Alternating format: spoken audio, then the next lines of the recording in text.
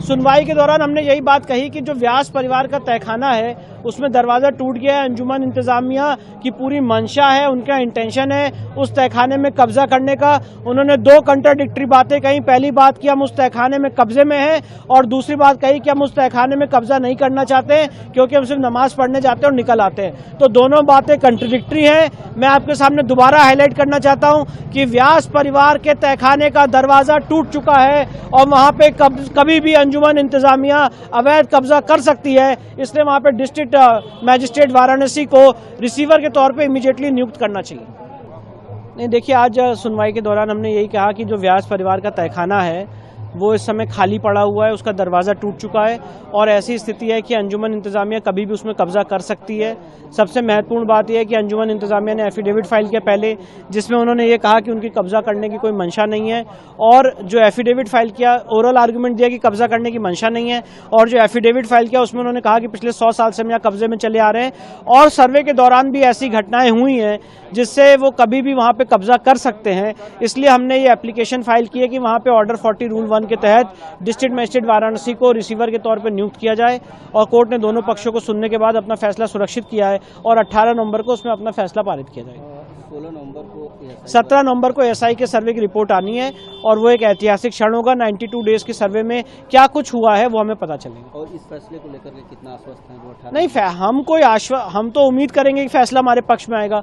अब 18 नवंबर को देखते हैं कोर्ट के आदेश पारित। जो व्यास तहखाना है जो इस तथाकथित मस्जिद के सदन साइड पे है, वहाँ पे इस समय की स्थिति ये है कि दरवाज़ा टूट चुका है और कोई वहाँ पे दरवाज़ा नहीं है, और ऐसी स्थिति है कि अंजुमन इंतज़ामिया उसमें कभी भी कब्जा कर सकती है। इसलिए हमने माननीय न्यायालय के समक्ष ऑर्डर 40 रूल 1 सीपीसी में दरखास्त की है कि उस तहखाने का कब्जा डिस्ट्रिक्ट मजिस्ट्रेट वाराणसी को सौंपा जाए, कि जब तक ये केस फाइनली डिसाइड हो तब तक उसमें कोई अवैध कब्जा ना कर सके।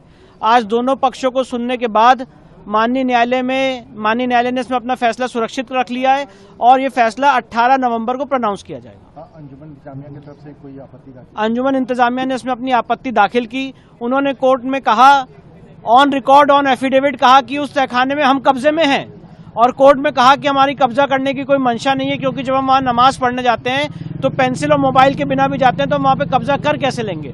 तो अंजुमन इंतज़ामिया का स्टैंड इस केस में कंट्राडिक्टरी रहा और उनकी पूरी मंशा है कि वहाँ पे व्यास परिवार के तहखाने में कब्जा किया जाए, और इसीलिए वहाँ पे इमीडिएटली हमने ऑर्डर 40 रूल 1 में दरखास्त दी है कि इस समय नीड ऑफ द आवर है, स्पर ऑफ द मोमेंट बहुत जरूरी है कि इस समय डिस्ट्रिक्ट मजिस्ट्रेट वाराणसी को वहाँ पे रिसीवर नियुक्त किया जाए, नहीं तो कभी भी अंजुमन इंतज़ामिया वहाँ पे अवैध कब्जा कर सकती है। देखिए, ज्ञानवापी परिसर स्थित जो व्यास जी का तहखाना है, जो सैकड़ों वर्षों से व्यास जी के स्वामित्व और कब्जे में रहा है, 1993 में उनको पोजीशन से बाहर कर दिया गया, जिसपे जिलाधिकारी को रिसीवर बना के पूजा पाठ पुनः शुरू करने की मांग हम लोगों ने रखा था, जिसमें आपत्ति मुस्लिम पक्ष द्वारा आपत्ति रखी गई, जिसका रिजवाइंडर हम लोगों ने दिया है।